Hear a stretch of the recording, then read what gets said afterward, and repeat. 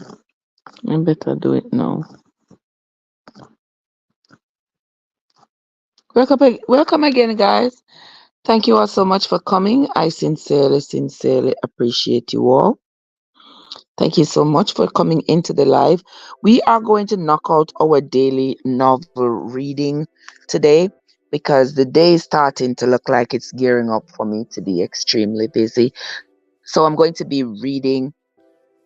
I'll continue reading the book, The Guardian, and I'll leave it there. Those of you who are here with me will hear it. Those of you who are not will listen to it afterwards.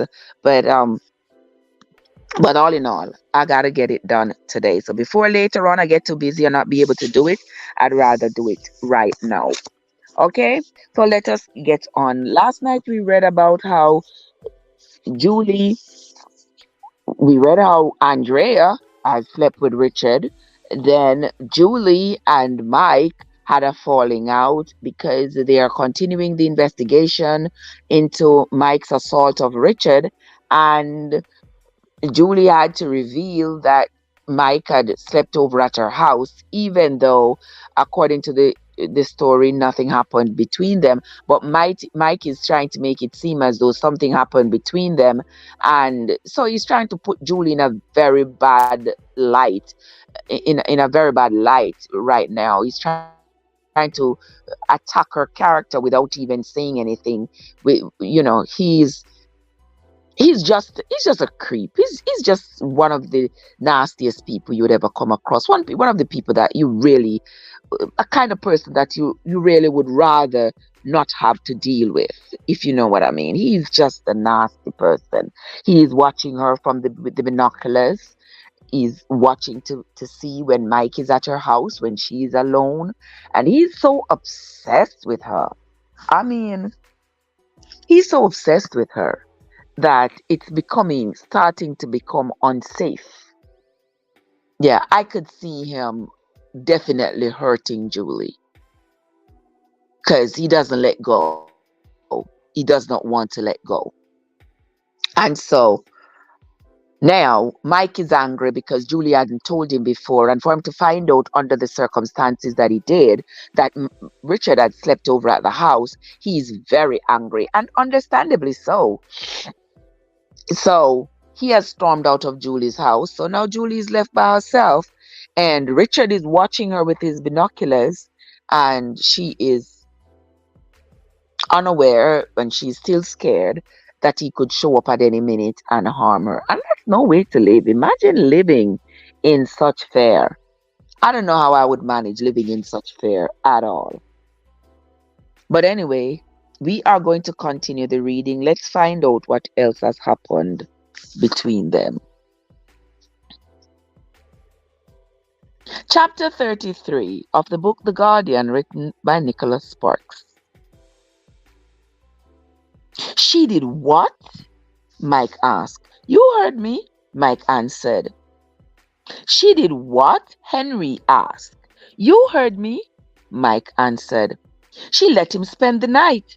In the 15 minutes it took to reach Henry's house, Mike had only grown angrier. They were standing in the front yard. Emma had opened the door once to ask what was going on, but Mike had stopped in mid-sentence and stared at her.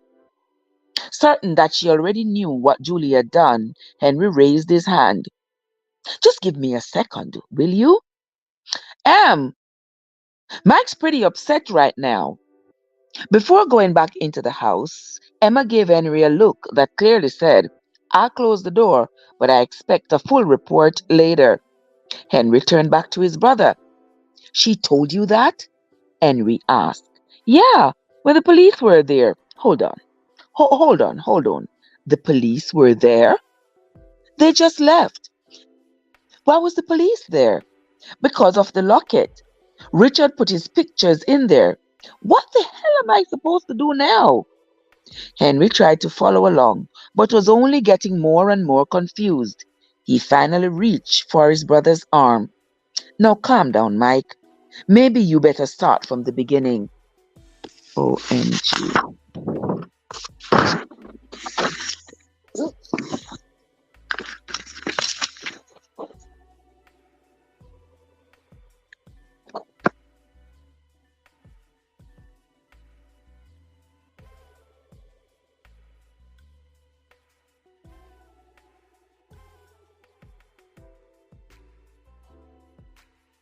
So, how long are you going to keep up the silent treatment?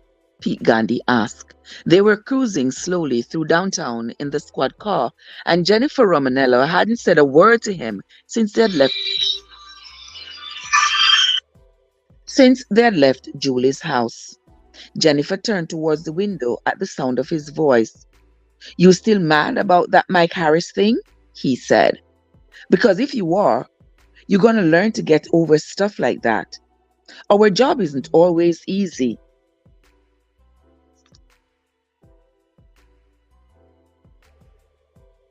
Our job isn't always easy. Jennifer glanced at him with an expression of distaste. It meant not be easy, she said. But you don't have to be a jerk either. What are you talking about? I wasn't being a jerk. No. Then what was that with that little comment you made in front of Mike? There was no reason to do that. You mean about Richard staying over? She didn't answer, but she didn't have to. Even Pete knew that was what was bothering her. Why are you so upset about that? It was true, wasn't it? She decided she absolutely despised this guy. But you didn't have to say it in front of Mike, she said. You could have taken Julie aside and asked her about it. Then she could have explained it to Mike. What's the difference? The difference is that you caught both of them off guard, and you probably started a major argument in the process. So, it's not my business if they are not honest with each other. I was just trying to get to the bottom of things. Yeah, Jennifer nodded. And that's another thing. Just how did you find out that he had spent the night? Did you talk to Richard or something? Yeah, as a matter of fact, I did. I bumped into him at the gym. He seems like a really nice guy. A nice guy? Yeah, Pete said, sounding defensive. He's not going to press charges for one thing. And that says something, right? He wants to put the whole thing behind him and forget about it. He's not going ahead with the civil suit either. And just when were you going to share this with me? What's to share? Like I said, the case got dropped. And besides, it's not your concern. You are still learning the ropes. Jennifer closed her eyes. The problem is that Richard is stalking Julie, and she's scared to death. Why can't you see that? Pete shook his head. Look, Richard told me about the locket, okay? He mentioned it in case something like this came up.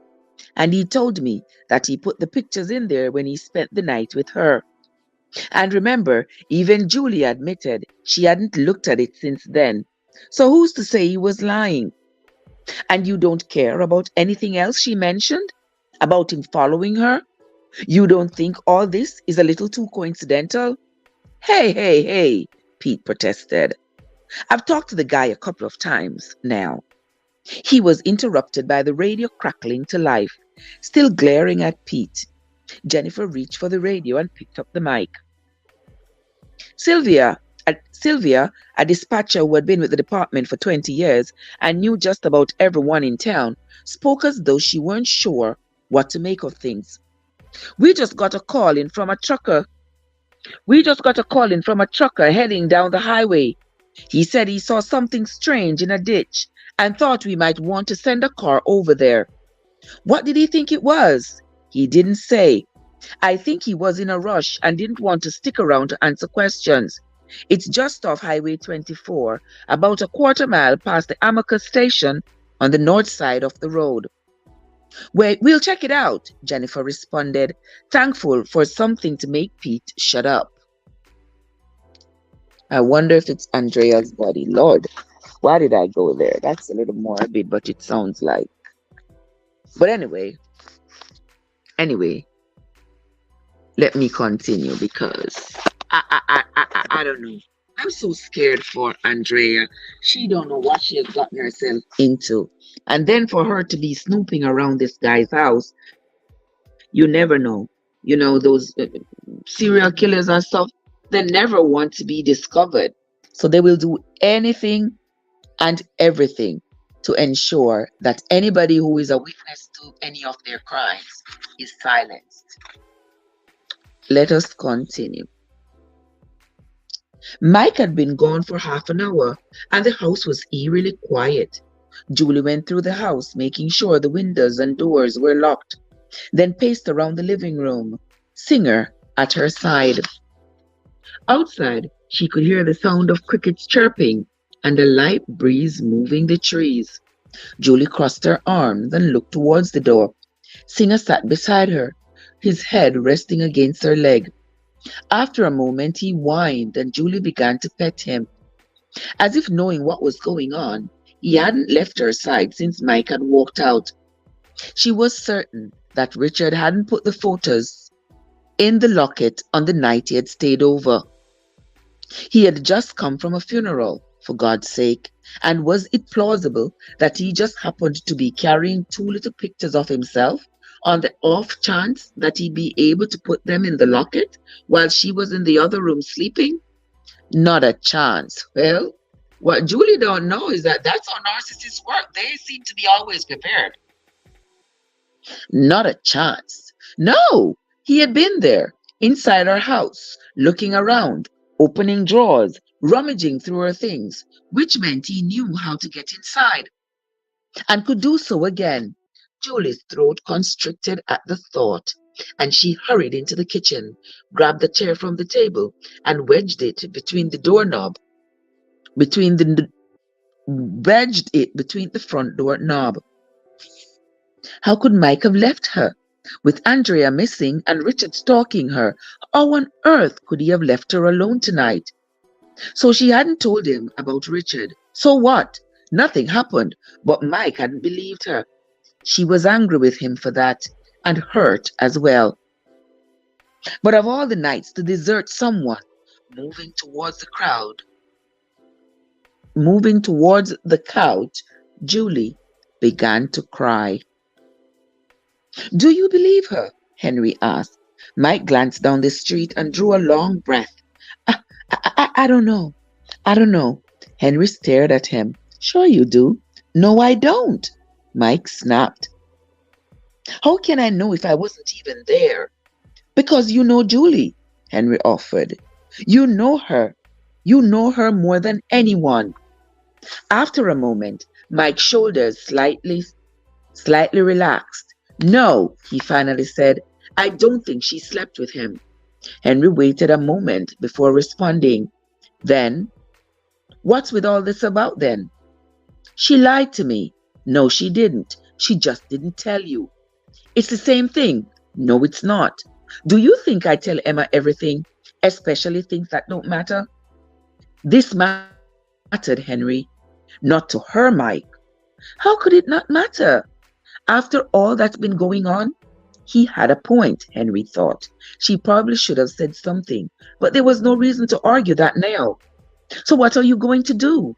Mike took a long time before answering. I don't know.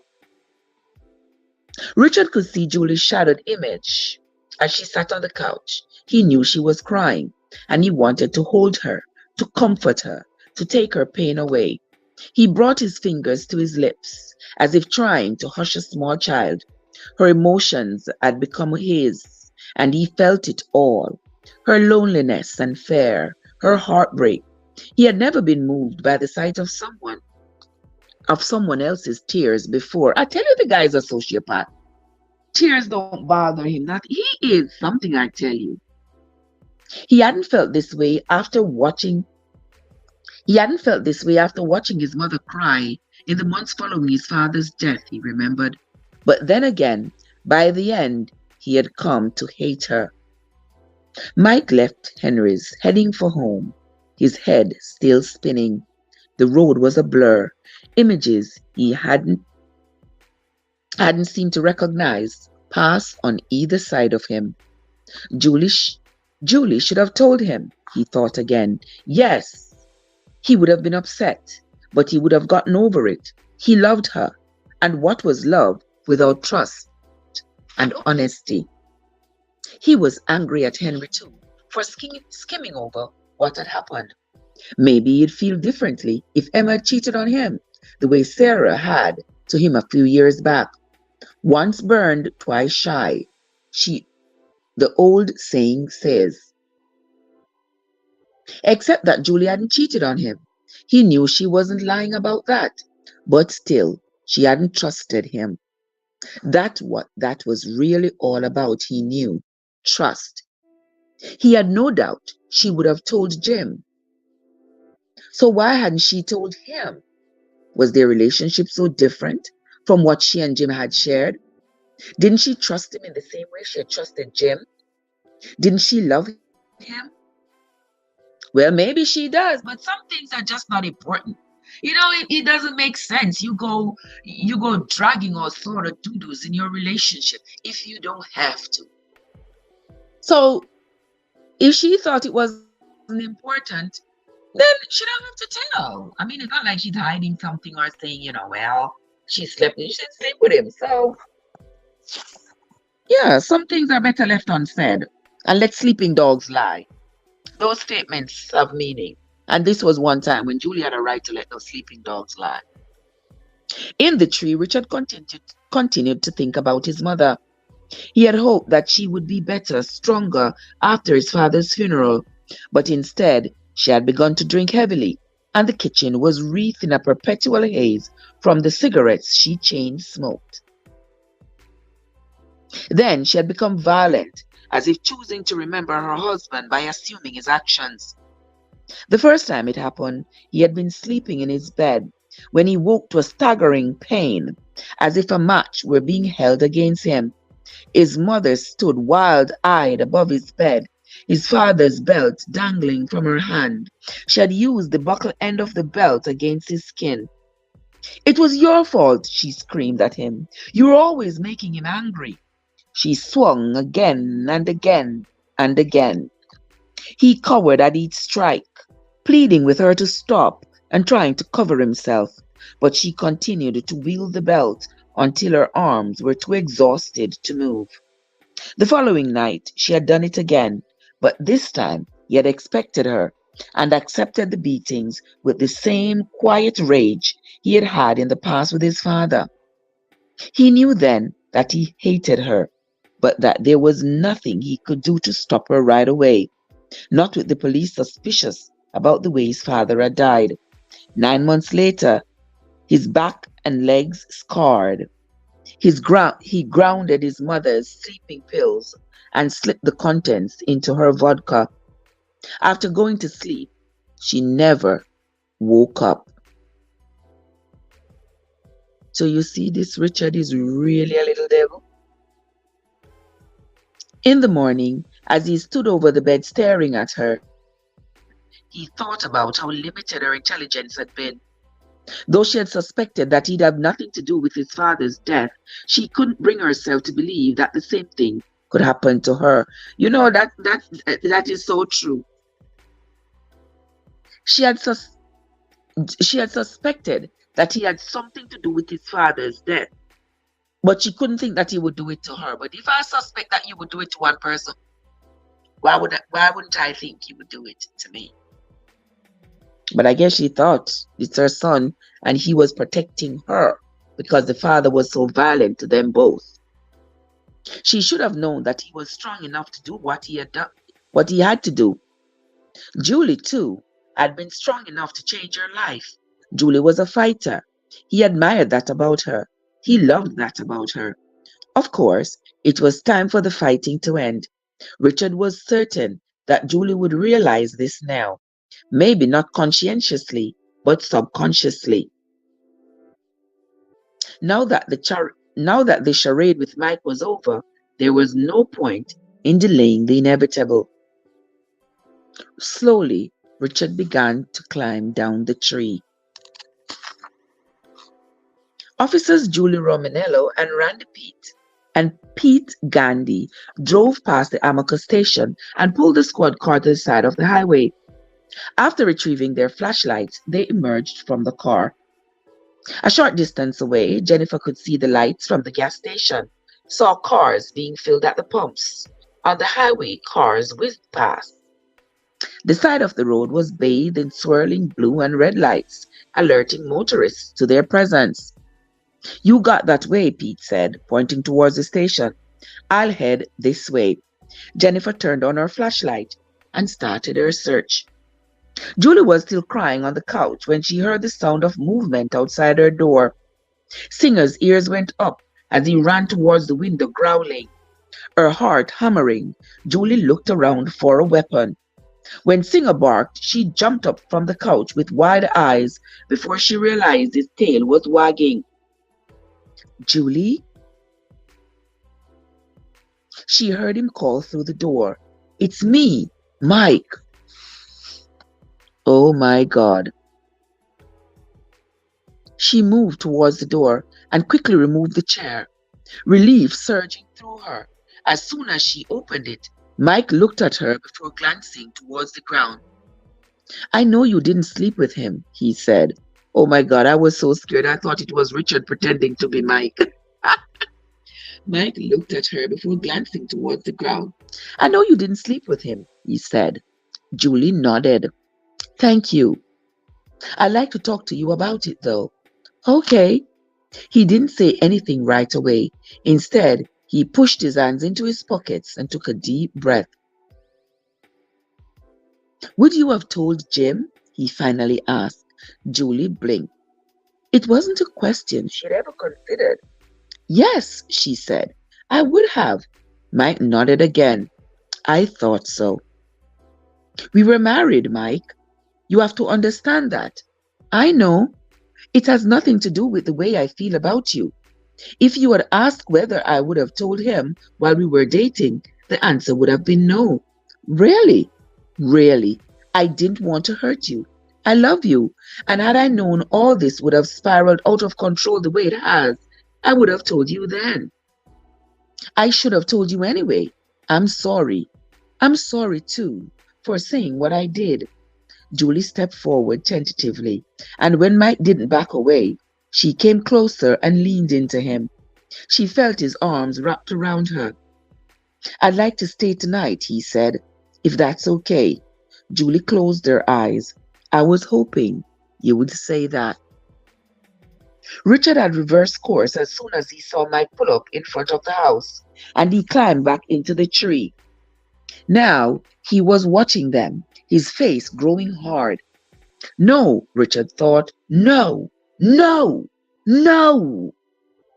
As if living a nightmare, he saw her go into Mike's arms. He saw her fold into him. No, this was not happening. This couldn't be happening. Mike was back, and they were holding on to each other as if they loved each other. Richard forced himself to calm down, to regain control. Closing his eyes, he visualized his photographs of Jessica, of Julie, his photographs of birds. He recited lessons on how to see the proper f-stop on a camera, on lenses and their capabilities, on the proper angle of the flash, the properties of light. His breathing steadied as he opened his eyes.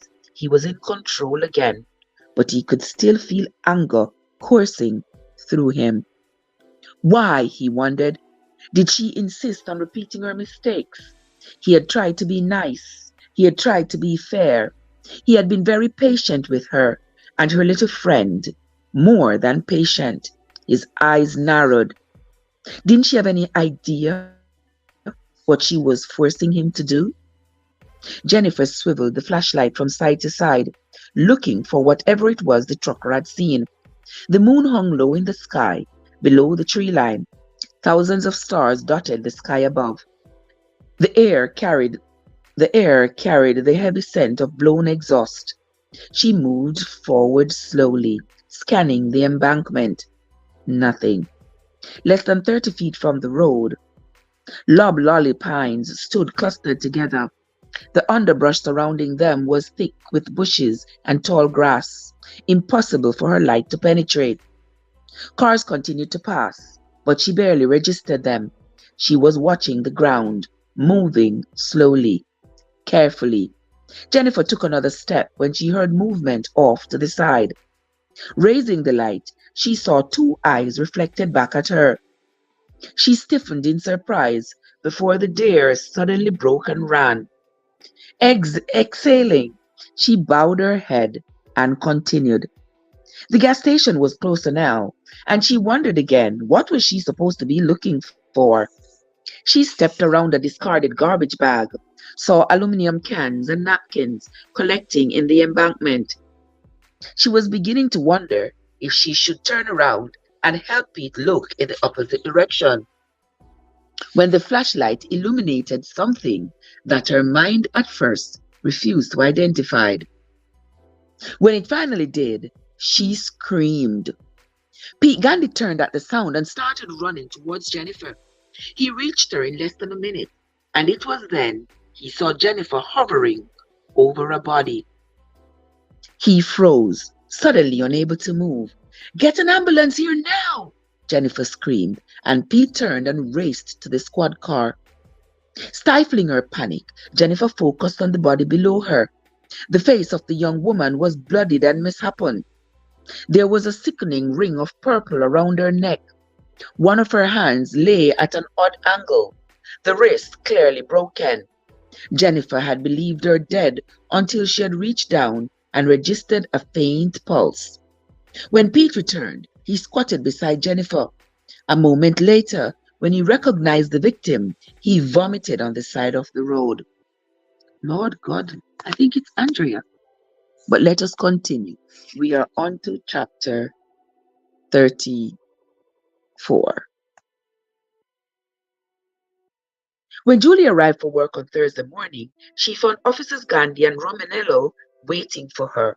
By the expressions on their faces, she knew at once why they were there. "It's Andrea, isn't it?"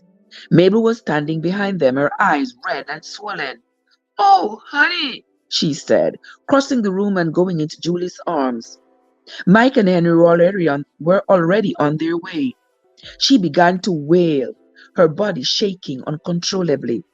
"What happened?" "He beat her," Mabel choked out. "He almost killed her. She's in a coma.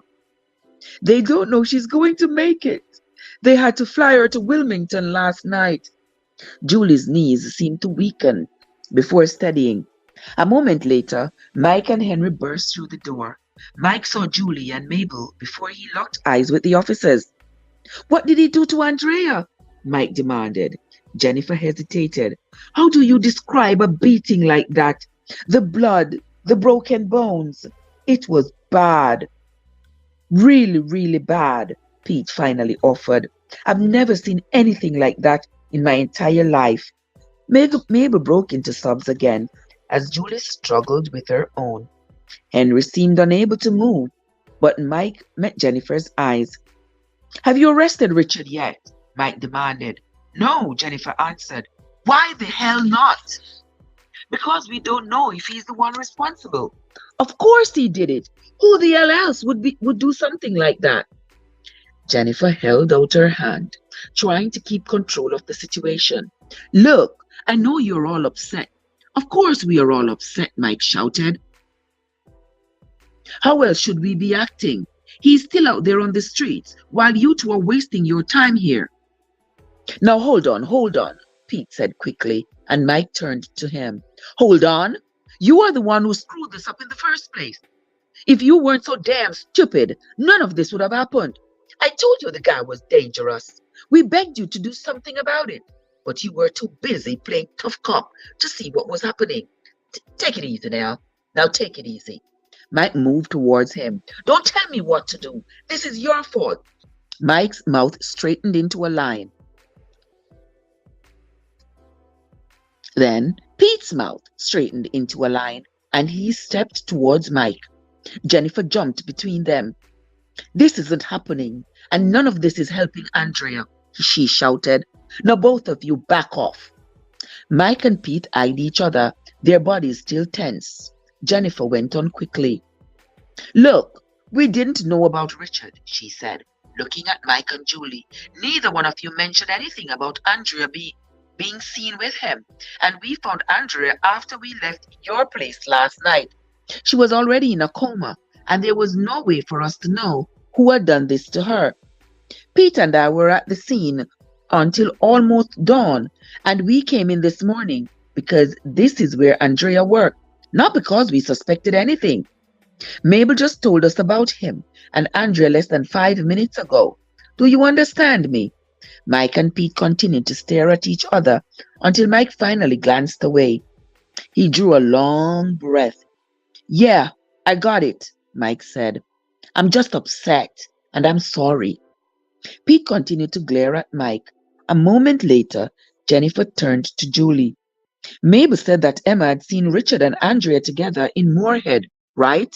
Yes, Julie answered. A couple of days ago, the day I saw him in the woods. And none of you knew he had been seeing her? If they were dating? No, Julie said. She didn't say anything to me about it. The first I heard about it was when Emma called. Mabel? No, not to me either. And she didn't come in yesterday. No, no. Didn't that strike you as odd? If you knew she had been seen with Richard, I mean. Of course we were worried, but you have to understand, Andrea, Mabel offered. It wasn't the first time she hadn't shown up for work. She's like that. Didn't she usually call, though? Sometimes, but not all the time. Jennifer turned to Julie again. Why didn't you say anything about Andrea and Richard last night when Officer Gandhi and I came over? I didn't think about it. I was too upset about the locket, and then, after what Pete said, Jennifer nodded, knowing exactly what Julie was talking about. Would it be possible for Emma to come down here? I'd like to hear what she has to say. No problem, Henry said. Let me give her a call. Wanting to be certain she had everything straight, Jennifer went through the sequence of events again, then moved on to the more general questions where Andrea liked to socialize. Who her friends were, any other possibilities as to who might be involved. It was standard procedure because she knew the lack of investigation into other possible subjects could be used by the defense to claim police bias in court. Julie found it hard to concentrate as Jennifer ran through the remaining questions. As upset as she was by what had happened to Andrea, she couldn't escape the thought that Richard had been following her for weeks, that he had been in her house, and that she might be next. Emma finally arrived, her eyes red with crying. Jennifer went through the same questions with her.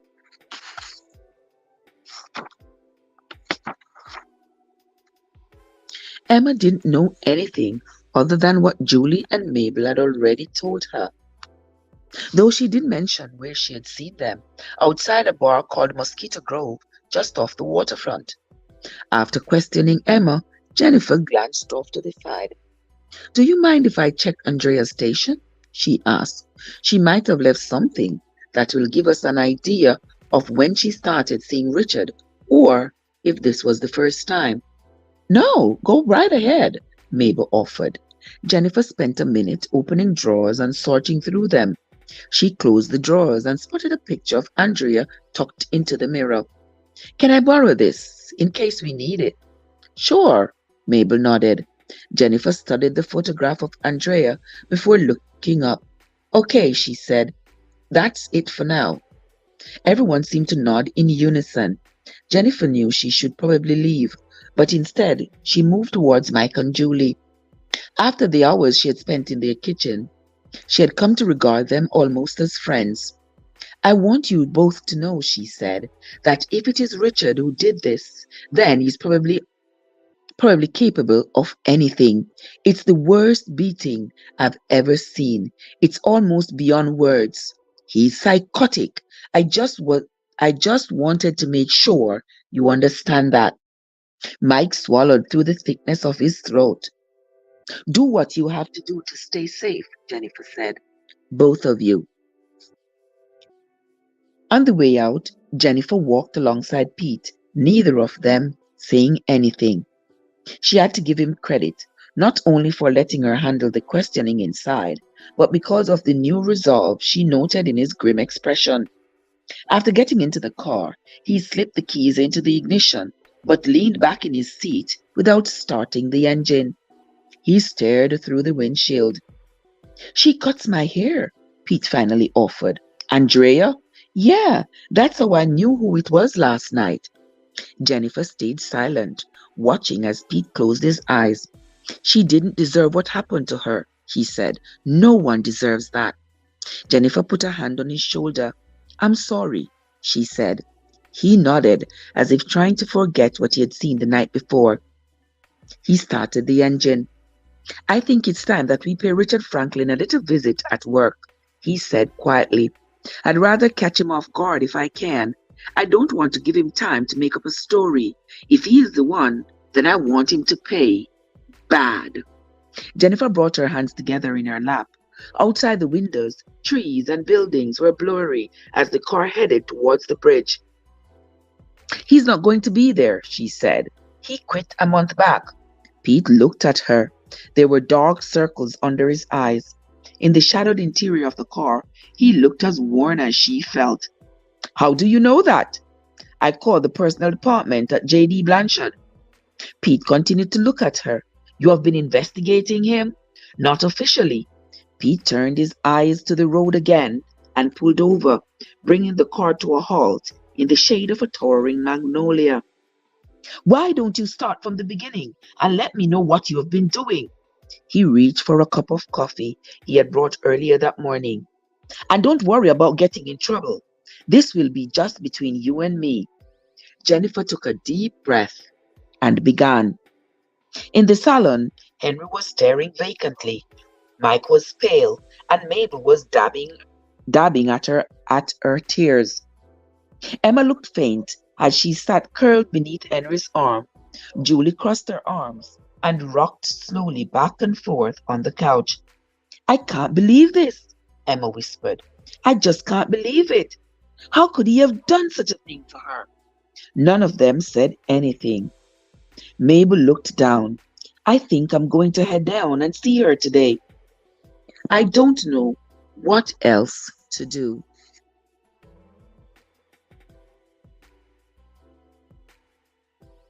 It's my fault, Julie said.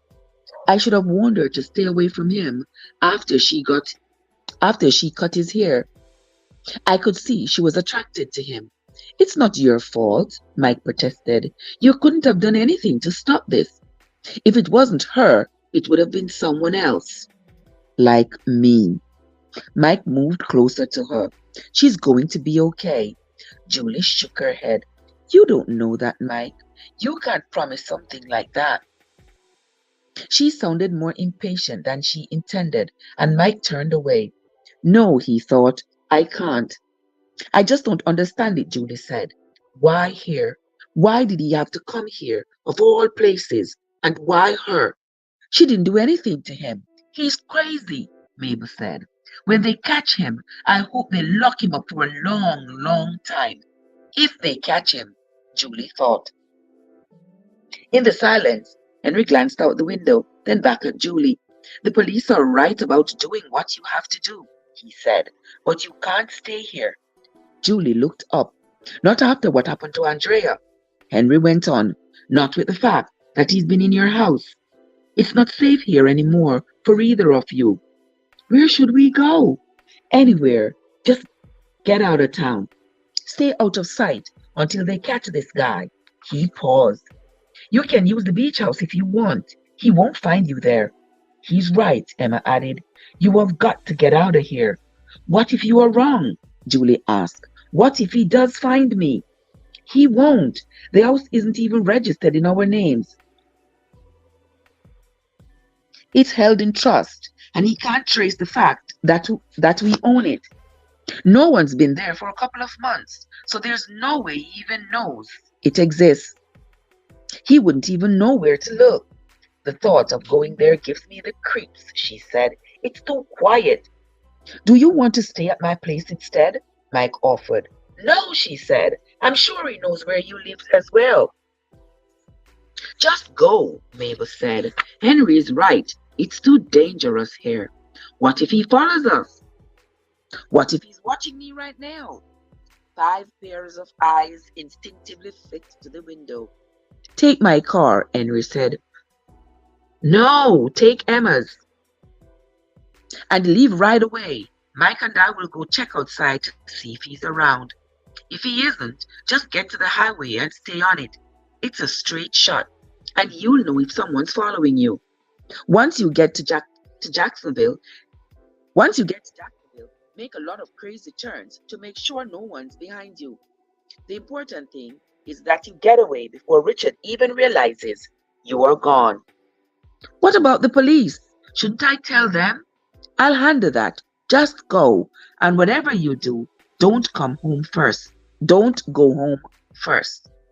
Moments later, Mike and Julie were gone. It took about 10 minutes for Jennifer to cover everything she had learned: the strange credit history, the new corporation in Ohio to replace the one in Colorado, Richard's seeming desire to keep a low profile, Jake Blanson's statements about Richard being dangerous, and the fact that he no longer worked for J.D. Blanchard.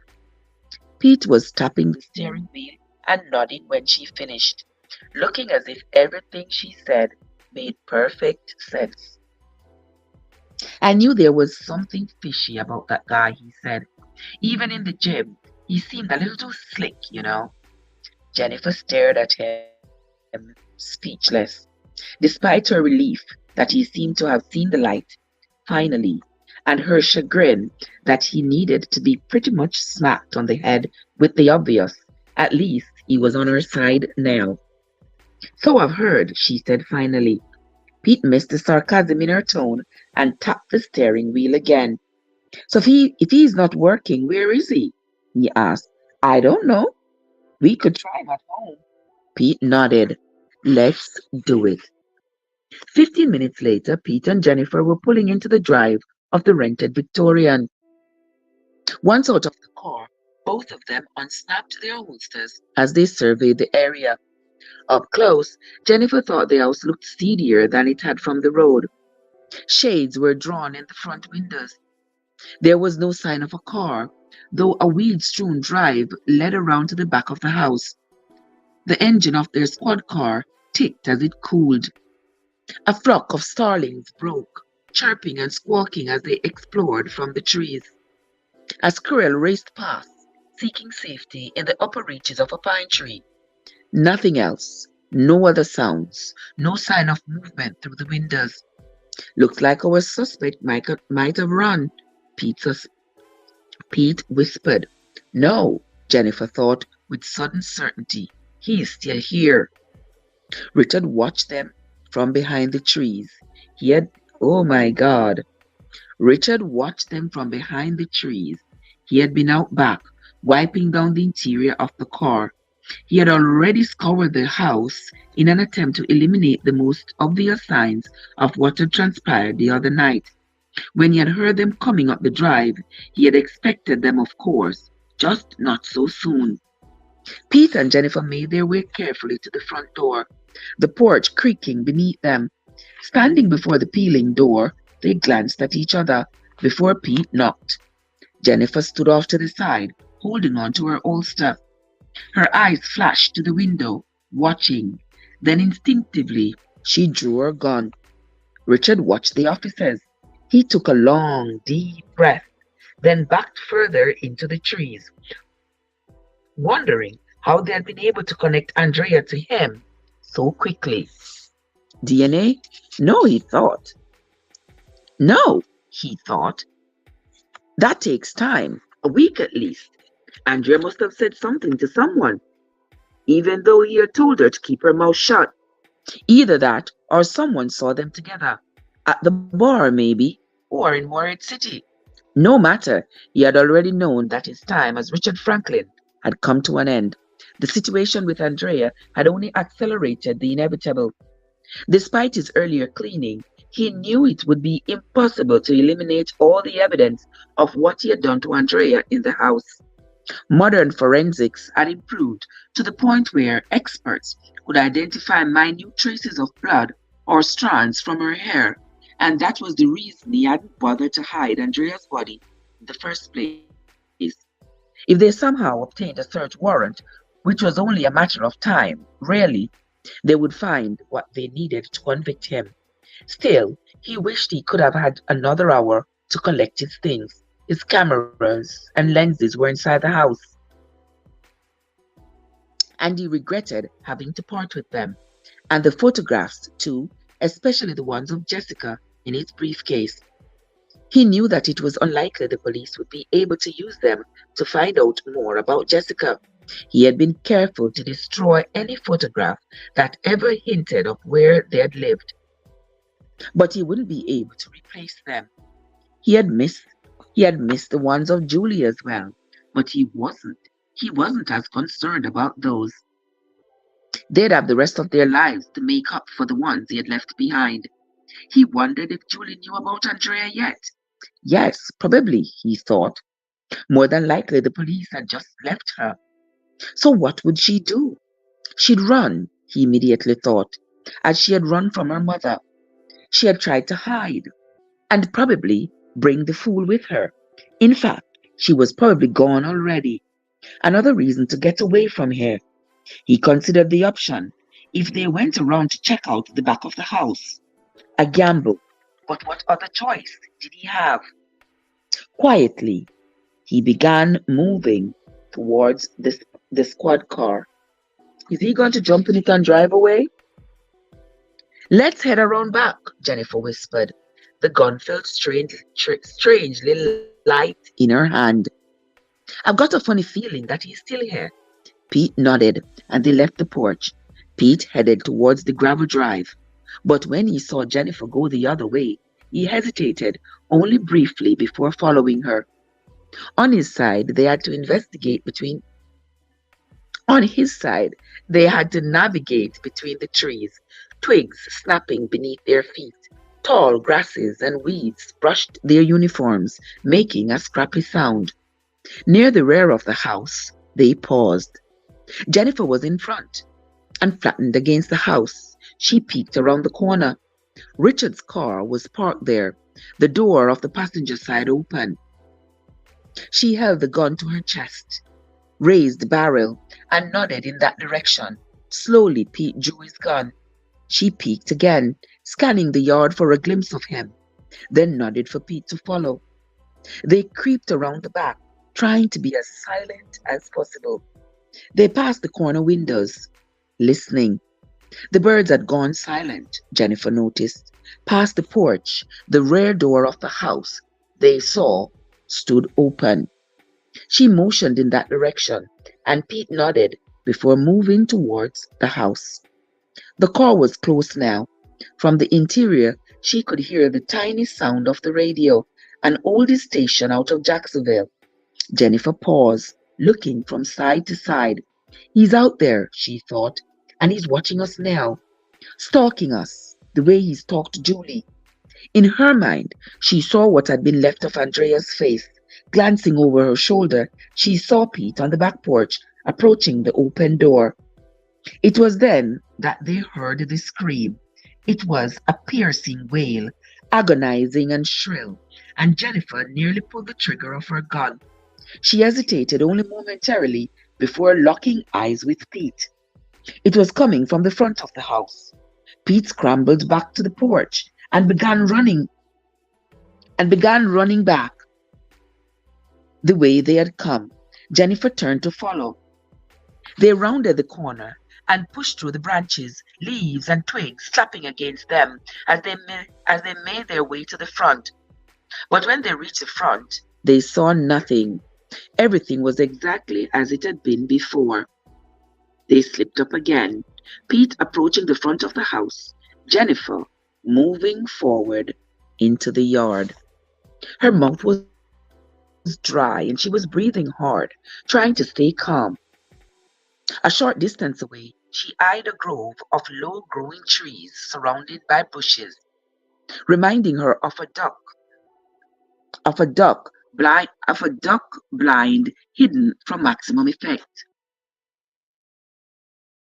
That sounds weird. Let me read that again. Her mouth was dry and she was breathing hard, trying to stay calm. A short distance away, she eyed a grove of low-growing trees surrounded by bushes, reminding her of a duck blind hidden for maximum effect. She looked away, then back. She could feel the gun in her hand growing slick with perspiration. That's where he is, she thought. He's hiding, and he wants me to come get him. Behind her, she could hear Pete moving across the gravel. Jennifer raised the gun in front of her, just as her dad had taught her. Mr. Franklin, this is Officer Jennifer Romanello, and my gun is drawn, she called out slowly. Identify yourself and come out with your hands in the air. Pete turned at the sound of her voice and, seeing what she was doing, started towards her, crossing the driveway. Like her, he had drawn his gun. From the back of the house came the sound of a car engine turning over. The engine whined as the accelerator was slammed to the floor, rocks spitting out from behind the trees. It was racing towards them from the other side of the house. Pete stood frozen in the middle of the drive. He saw the car a moment before Jennifer did. It wasn't slowing down. For a moment, Pete was immobilized. He pointed the gun at the car but hesitated, and by then, even Jennifer could see what was going to happen. In the last possible second, Pete in the last possible second, Pete dove out of the way.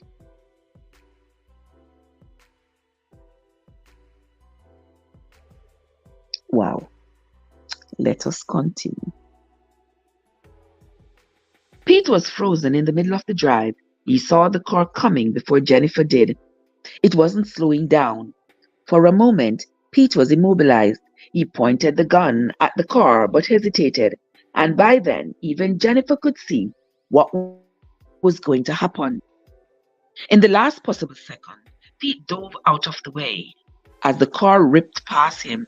He landed on his chest like a baseball player sliding into home, and the gun flew from his hand.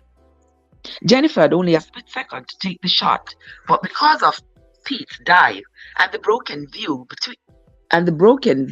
between the trees, she opted against it. The car roared down the driveway, veered across the curb, and vanished from sight, leaving a trail of flying gravel in its wake.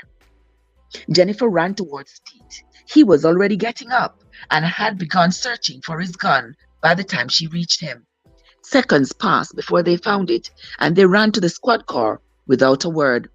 Jennifer reached the passenger side and jumped in. Their doors slammed simultaneously. Instinctively, Pete reached for the ignition keys. They were gone. OMG. That Richard. It was then that Jennifer registered that the wires connecting the radio had been torn from the dash. The sound of Richard's car had already faded. Damn, Pete shouted, slamming the wheel hard. Jennifer grabbed for her cell phone and called the station. Because it was a small town and there were only a few officers on duty, she couldn't hold out much hope that they would be able to catch Richard in time. When she hung up, Pete looked at her. Now, what do we do? I'm going inside. Without a warrant? Jennifer opened the door and stepped out. He tried to run you down, and he's probably on his way to harm someone else. I think that qualifies as a legitimate reason to enter, don't you? A moment later, Pete Gandy was behind her. Through the rush of adrenaline and frustration, he couldn't help but notice that as far as learning the ropes, Jennifer Romanella seemed to be rather quick study. Jennifer was struck by the normalcy of the setting as soon as they entered. This could be anyone's house, she observed. The kitchen was meticulously clean, the kitchen sink gleaming in the sunshine, a wash rug folded neatly over the sink. There wasn't a single pot on the stove or a dish on the counter. Had she taken a photograph, no one would have noticed anything amiss.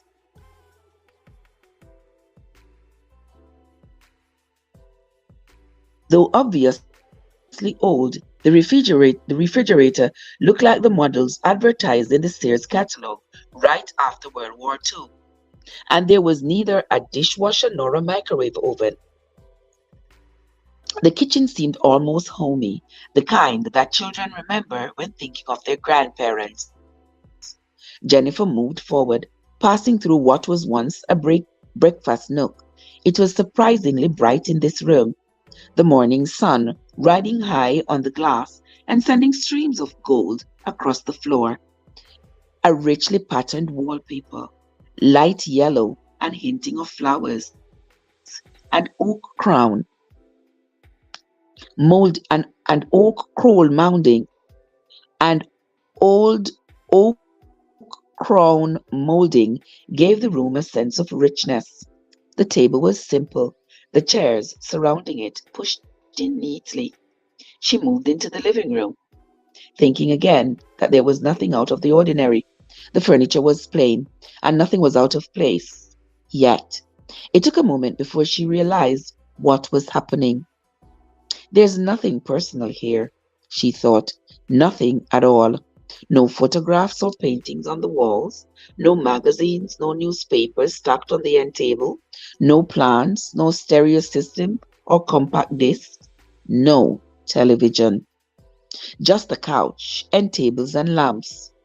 Jennifer looked up the stairs. Behind her, Pete came in, his gun drawn. Kind of empty, huh? She offered. I'm going up, she said. Pete followed her. At the top, they peeked down the hallway before starting towards the right. Opening the door, they found the dark room and flicked the switch. Bathed by the reddish glow, Jennifer felt suddenly weak as she realized what Richard had been doing with his time since he had quit work. Lord help us, was all she could say. Not wanting to draw attention to himself, Richard slowed the car once he had reached the major roads. His heart was pounding, but he was free. Free. Free. He had escaped when escape seemed impossible, and he laughed aloud. He could still see the officers' faces as he tore down the driveway. He was soaring. Richard is really something else, I tell you. Really something else. I hope he doesn't come across Julie and Mike on the highway. I hope he doesn't see the car or recognize them and start following them. Too bad that Pete Gandy had rolled out of the way. In his mind, he could imagine the delightful whomp as the car crushed him. But alas, Pete could live to see another day. He laughed again, exhilarated, and began to focus on his plan. He had to ditch the car, but he wanted to put as much distance between Swansboro and himself as he could. He turned onto the highway that led to Jacksonville. There, he parked the car where it wouldn't be spotted right away, and he'd begin to search for Julie. Jessica tried to run once too, he remembered, and she thought she had been careful. She took a bus halfway across the country and hoped he would simply let go of her. But he had tracked her down, and when he opened the door to the rundown motel where she was staying and found her sitting on the bed, she wasn't even surprised to see him. She had been expecting him, and by the end, the waiting had worn her down. She didn't even have the energy to cry. When he handed her the locket, she slipped it around her neck, as if knowing she had no choice. He helped her up from the bed, ignoring the lethargy of her movements, and put his arms around her. He buried his face in her hair,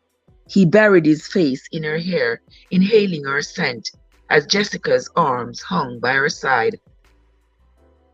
She didn't think I'd let go of her that easily, did she? He whispered. Please, she whispered. Say it. Jessica's words came out raggedy. No, you couldn't let me go. You were wrong to run, weren't you? Jessica began to cry, as if finally recognizing what was to come. Oh, please, don't hurt me. Please, no, not again. But you tried to run away, he said. That hurt me, Jessica. Oh, God, please. No, please.